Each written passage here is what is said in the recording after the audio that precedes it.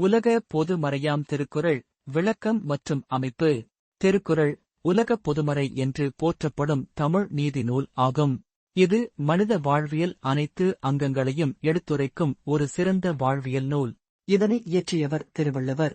இதன் பெயர் அமைப்பிற்கு காரணம், இதில் உள்ள பாடல்கள் அனைத்தும் குறள் வெண்பா என்னும் பாவகையைச் சேர்ந்த 2 அடிகளால் ஆன குறுகிய செய்யுள்களாக குறள் உள்ளன.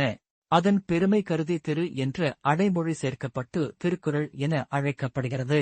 திருக்குறளின் அமைப்பு 1330 குறள்கள்.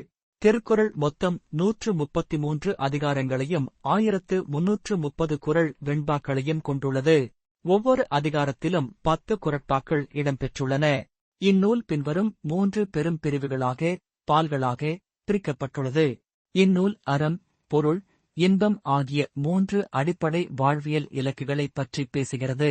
அறத்தின் வழியில் நின்று பொருளை ஈட்டி அதனைக் கொண்டு இன்பமான வாழ்வு வாழ வேண்டும் என்பதே திருக்குறளின் மையக் கருத்தாகும்.